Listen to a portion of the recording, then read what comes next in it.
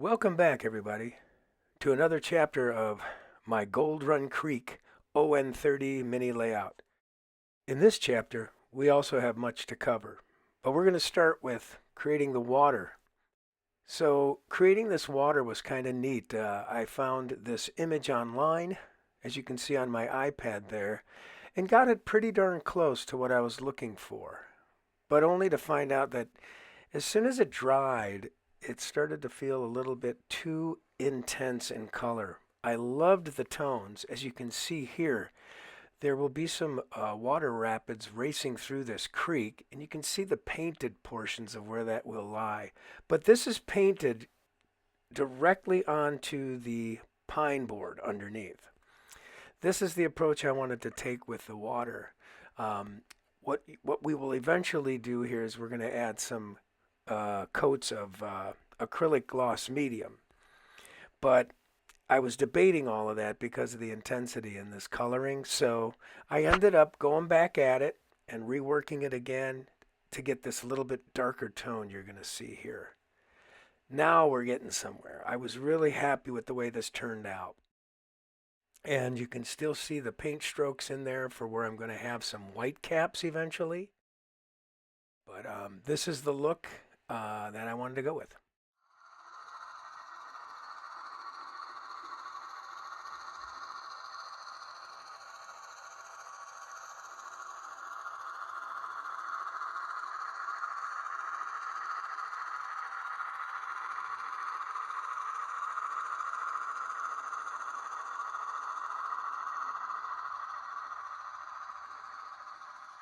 So here we're looking at the very first coat of gloss acrylic medium applied to the creek.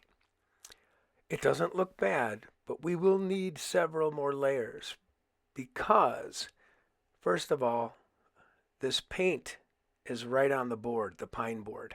So there is some texture to it. We want to work it and smooth it out.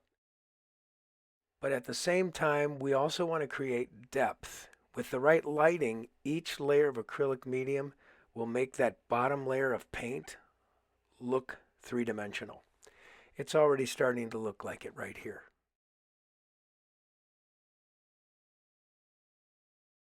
So with each application of acrylic medium that I laid down through the creek, it took time to dry, in some cases 24 hours.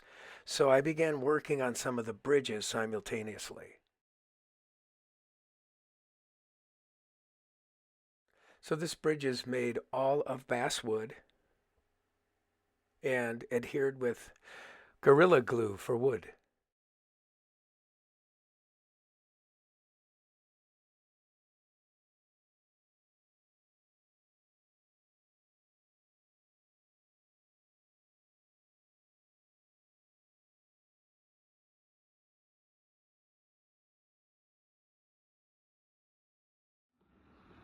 So here's what I've been doing for my first bridge.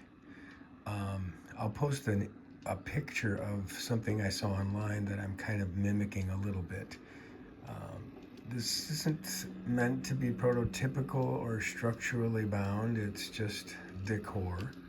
And I still have to stain it. The only thing I don't have, this isn't, it's not glued. I can take that back part apart and pull this out. Um, these pieces are not attached yet in the back, and I still have to do one more like this piece here for back over in here.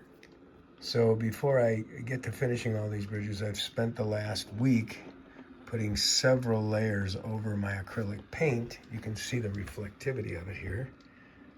Let's spin around, I'll show you what I'm talking about. We can use the outdoor window there. I've spent several days, 24 hours apiece, laying down 4 layers of gloss medium over my acrylic paint to get this feel right here. It's very nice and smooth now. Comes down this way. Next step will be I'm going to use a gel and try to create some turbulence in the flow of the creek. If you look closely, I'm going to go back over here. So down the center, You can see there's lighter shades and swirls of paint. And that's where I'm going to work on applying the gel and building it up for ripples in the water and such, that we can go back and highlight with dry brush some white colors on. But yeah, so as I said, this is kind of where our bridge is at. It's unfinished. I still got to add one more of those. And I have this back part here is not attached. I have to take those off and pull this bridge back out to stain it.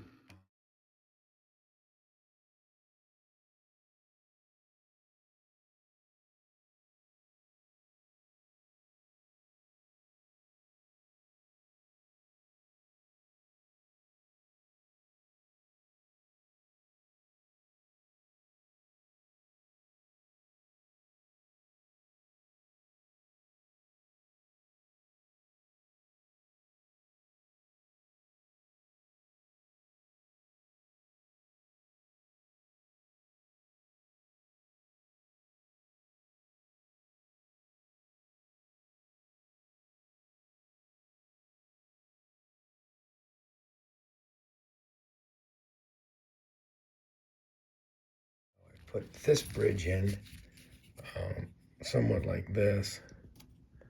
I'm doing this with the phone in one hand. Hopefully you can see what I'm doing. Kind of slides under, and then, I'm sorry, it slides under, and then as you can see, I'm pushing it up on the other side, and it rests in there just like that. So this is the look of it. Let me get my light around. But that's it, right there, with the proper lighting on it, some rusty bolts. And then after it is in like this, then I have to set up the other side that looks just like this, glue it in place after gluing this to the underside of these tracks here. And then yesterday I completed this and weathered it. My first tunnel portal here. So, and this is all glued in place. The idea is it's kind of decrepit and it's warping. It's just to get by, pretty much. Nothing fancy there. And I've got a lot of light on this right now. And the tunnel back, the portal on the other side of this is not done yet. But you get the idea where this is going. It's old times, pretty much. So that's the idea of this southwestern layout. And that's where I'm at right now. But now that I've got this complete and ready to install, which I won't do yet, and that tunnel portal complete, I think it just depends on how I feel next. We may get this water done and then I can just attack the rest of these bridges, because I think with some of these bigger ones up here, they have a longer span. They're not gonna just be able to lock in place like this. Because the far one, this guy back here, he's curved a little bit, so we're gonna have to build on the fly. But I don't want to have these bridges in my way, because I have some ideas for them. I don't want them in my way when I'm finishing the waterway here. So we'll see what's next. But this is it. There's my little portal, and starting to look like, late 1800s, early 1900s mining in the Southwest. That's the idea.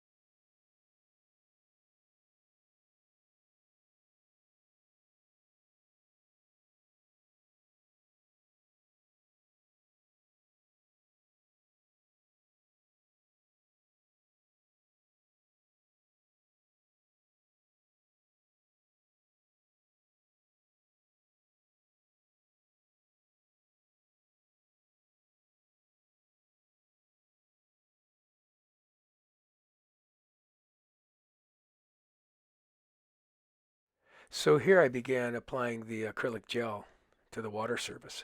And man, I gotta say, did it look cool. It took about 72 hours for it to fully dry and cure with not a speck of white showing. But this great technique I used a brush with to create water flow. You can see a little bit of it right here. It's starting to show there, but now we got to go back and add white caps. But I needed to fully let it dry some more, and that's when I began thinking about my next two bridges on the upper level.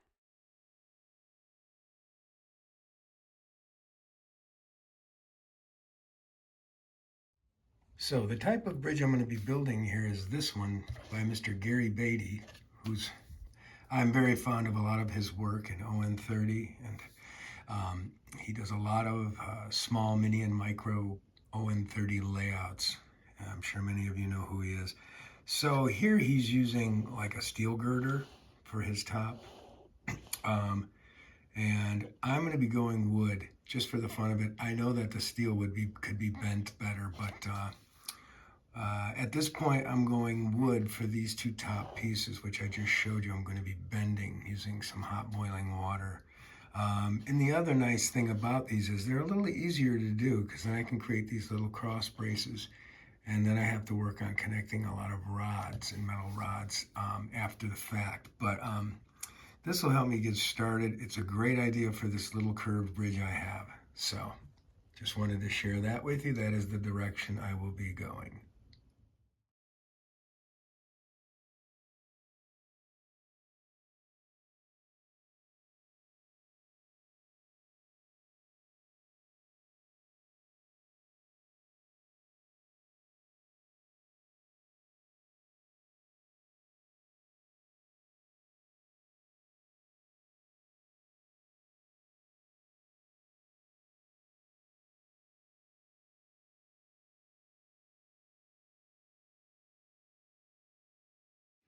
All right, we're moving along here today. I got a lot done. Uh, Painted the white caps in our river. A little creek running through it. Uh, Getting there with this bridge. Still got to connect all the rods and cut those for that bridge. And then the other one is now permanently installed down over there. And we're getting a lot done here.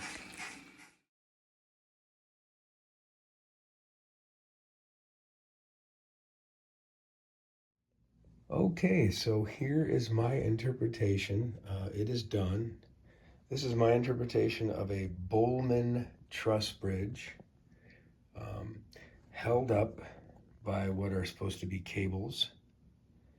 These cables connect to the ends of the rock, and they pretty much run down, and they pull up and help support this to keep this suspended. In this case, I would not have wanted to come all the way down with the truss because I have track under there. I mean, it might have been a neat thing, but I love the fact that this is just suspended. Now, quick reference as to how I built this. This is all bass wood, different sizes, different selections that I did, and I stained them with like a dark brown and black acrylic paint, real simple. Um, and then we have some of these nut bolt and washer pieces here, and they're also down here. Um, so the cables themselves were built out of music wire that you could get at Hobby Lobby. It's this right here, K&S. Here, let me get it out of the glare. This is the size I used, 0.032. Keep in mind, once again, this is ON30. So I went a little thicker than some finer wire, of which I have. So, and I bent these, okay, I'm sorry, I bent these into a V shape using some very fine pliers. I had first drawn out a template from the profile of this, somewhat, you know, somewhat like that. So you could see how the wires kind of line up there. Trying to get a good angle as I lean over and do a video of this.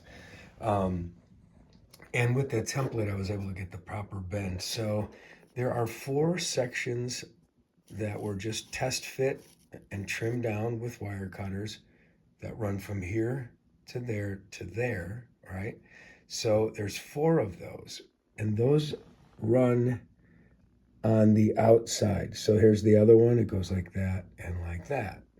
Then there's the one that runs through that truss, goes through it, and then connects to the inside and then goes up. So there's 4 of those also. So there's 8 pieces all together here glued. And the nuts, the nut bolt and washer thing down here, I left a little gap between the wood and that so that I could tuck the cable underneath that. Now, whether they do something similar like this, did something similar like this over 100 years ago on bridges, I don't know. But this is, like I say, my interpretation of it for ON30. I don't practice to be prototypical. I really like to be creative in the process. So.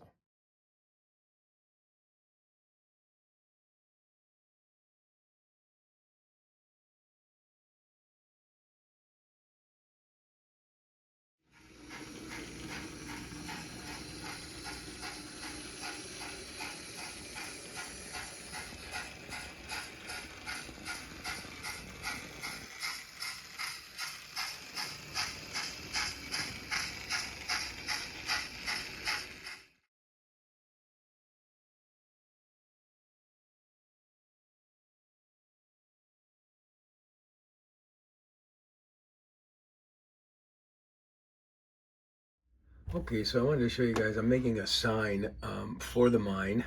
I looked online and I found this metal. Oh, that's not quite what I found online. I think I'd already edited it. But it was a metal sign. So, yeah, I don't have it here. Anyway, it was a metal sign, and I took it into Photoshop, and I got rid of like the whole outside part of the metal sign, and just started coloring it. And then I actually then from that point, let me open this up, made a bleed for it to make sure the sign is going to go on this right here. This is going to be my wood sign that's going to go on my layout. Let's see if you can see that pretty good. It's made out of a balsa wood and some stir sticks currently. This is what I came up with though. This was my crop. You can see the black line there. That was my crop. And I made a couple extras and just printed these out. When you zoom in on it, I added a little bit of a wood texture behind it. I work in Photoshop proficiently every day. I've been doing it for a couple of decades at least, maybe 25 years. And let me open that up and I'll show you what that looks like here.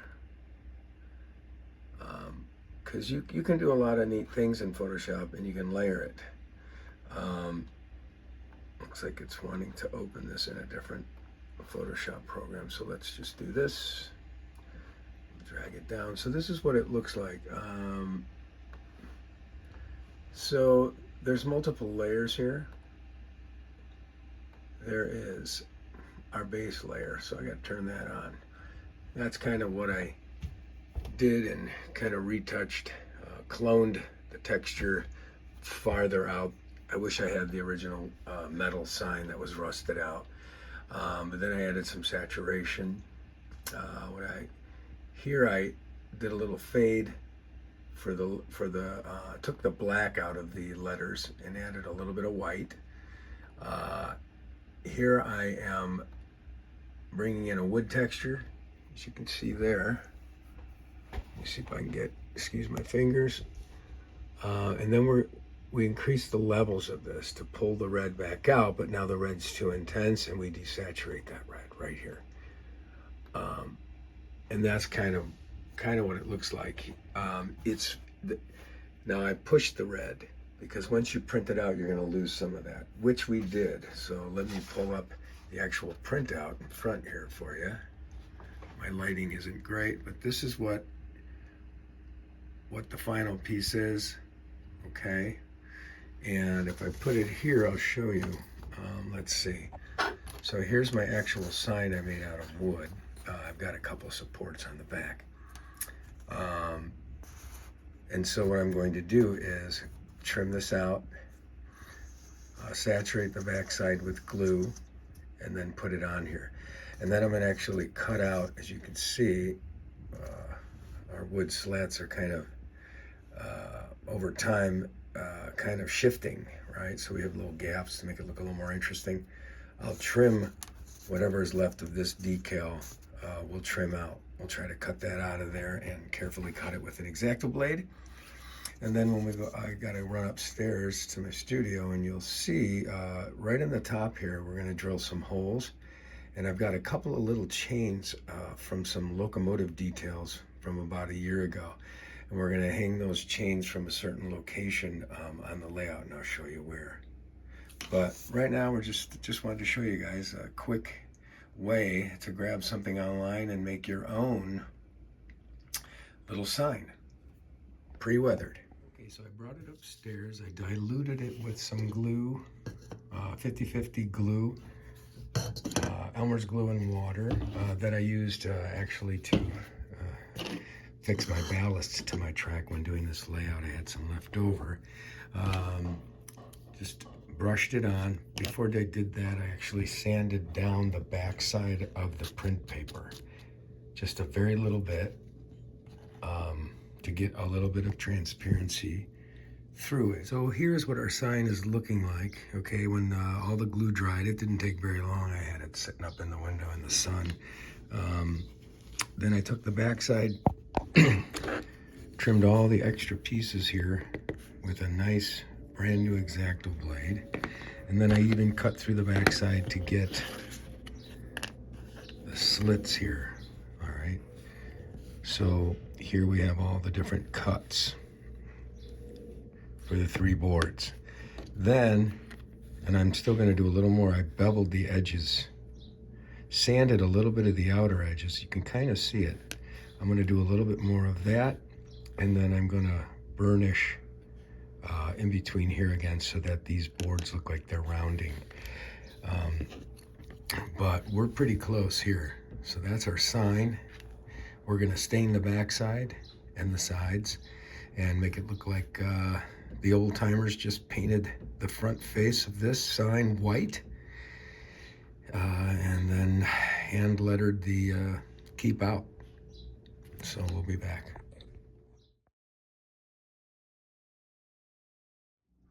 Okay, we are back. I went and painted the backside and I dusted it up a little bit. We're not going to see it. And went ahead and installed the little eyelets in here with the chain. As you can see here, I'll turn it upside down. There they are, dwindling away. There we go.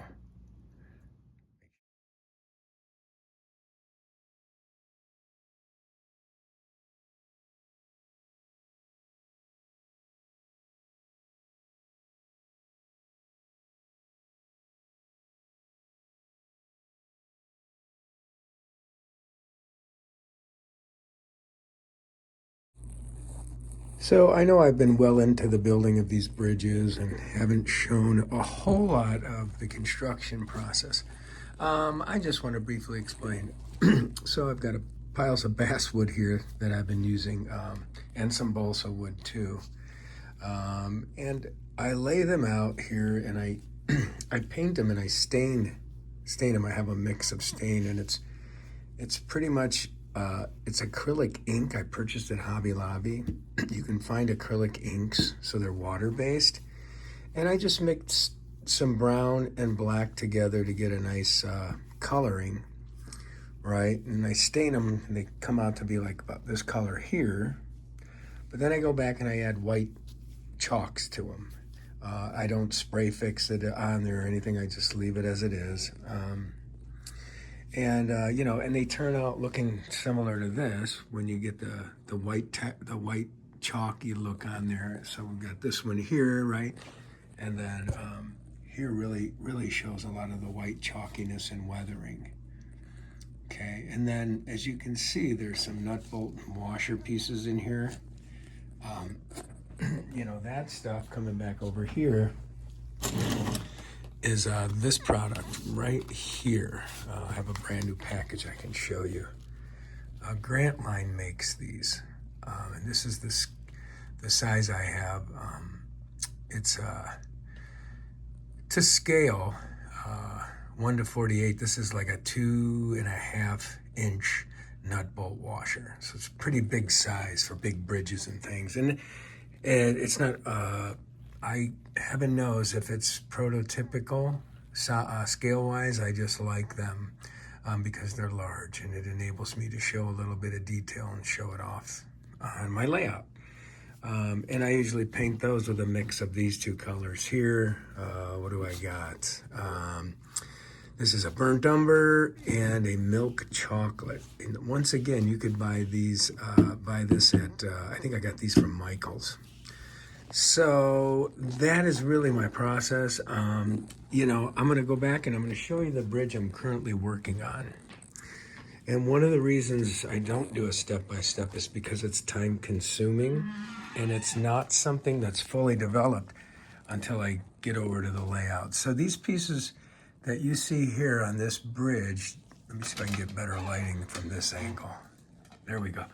These have not been weathered with any chalks yet. They have been stained, but several of these pieces on the top here, you see, they are not like, there's this one on the end and this one here, and then a few in here. They're not glued in place yet, but the rest of this piece is, because I build it step by step and cut the pieces to fit because of my rough angles here. You know, the rocks have a really rough angles. So I build them to fit as I go. And I get very creative with them. This piece right now is just kind of hanging in there too. It's all kind of stuck in there. It's not glued yet. And one of the reasons why some of these are not glued in place yet is because I need to be able to take this back out, this whole bridge, back to the workbench over there and do more work before permanently adhering it. And I could not angle this out of here to do more work back at the workbench if some of these on the ends were still in here. It would be very difficult. So I build it, lay it out, take a look, position things, and I build it as I go. So what you see over here on the workbench are wood plank decking. Now all of these 5 pieces, they're going to lay across here so that rail workers can get across and access the bridge. And then the other 2 pieces you saw at the workbench are going to lay here. So you're going to see some cool wood decking. Then I think the final part I will do is a possible railing, but I don't know if I'm going to do it like in wire, like you can see back on this bridge. There's some copper wiring, and those are supposed to be, it's not copper, I'm sorry, it's cables that are rusting. Might use wire, but I also might go with wood, and I'm not sure yet. So I just wanted to give you that brief synopsis here under 5 minutes and let you know how I've been going about these bridges. All right. Okay, so I've weathered this main piece that I'll show you right now. It comes out. Just twist it and it comes out. See that? But I'm going to take this out and then I'm going to glue those 2 ends right there and those 2 ends. And then I'm going to glue the underside of the wood ties with blue tape on them. That'll give me a strong foundation and hold that bridge in place so that when I come back, this is going to be a little rough, but I'll show you. This sits in between the foam, right? And it's hard to do with one hand, but I will glue that in place. And those ties that have the blue tape on it will be also adhered from the underside of those ties. And when that is set in place like that, then we will start adding in the other pieces, such as these will slide in like so. Excuse the camera moving there. But okay.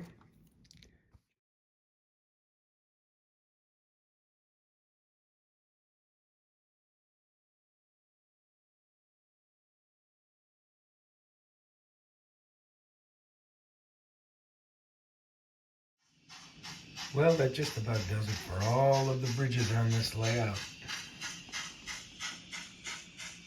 We have reached an end point. I'm very excited. The latest bridge here, the last, has a little walkway across to access across the gorge. It's the shortest distance, so why not? The bridges turned out really nice. I'm very happy with all of them. We also covered the water in this episode. Our raging rapids going through.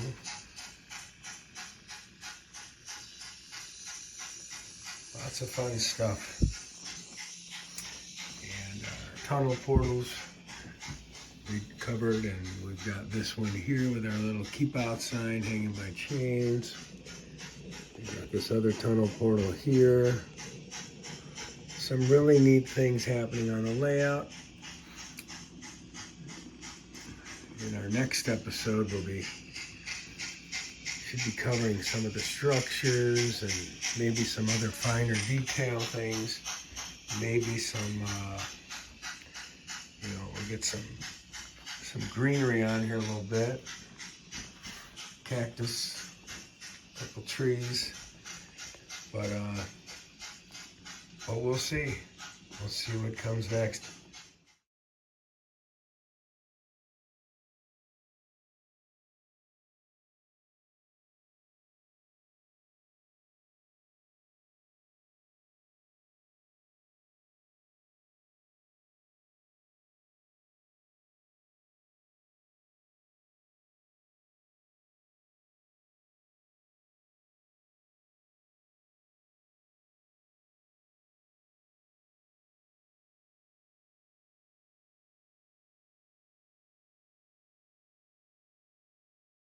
So I finally got my display box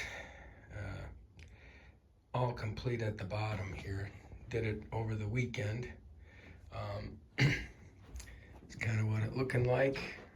I got my work lamp hooked up. I like to have that lamp because this room that I'm working in now has no light. I have one over in the corner, but it doesn't do me any good when I'm trying to work on the layout. So I installed temporary pieces of shelving on both corners for the light fixture to grab onto. My old art lamp from 35 years ago. Yeah, so this is it for now.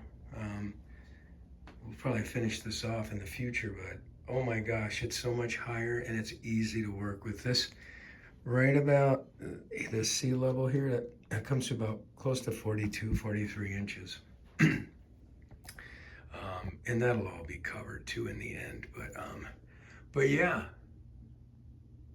that is going to be so much more convenient. I installed little casters on the bottom here. As you can see, just enough to roll on the floor. This is not very heavy, so it should be fine. And it's tough on the carpet right now, but eventually this will turn into hard floor, so that'll make it easier, and I've tested it. It's pretty level. So yeah, that's it. I just wanted to share this little piece, and I actually attached it. So I attached it under the layout using L brackets. You can see right there, there's two on each side, and they grab the cross section. So it worked out really well. I created the plan in 3D program before even cutting all the wood and measuring it out. It made it much easier. So that is it. Well, thanks again for joining me here at Wally's Model Railroading. Hopefully you can incorporate some of what I've done here into some of your own projects. Until next time, be safe and enjoy the hobby.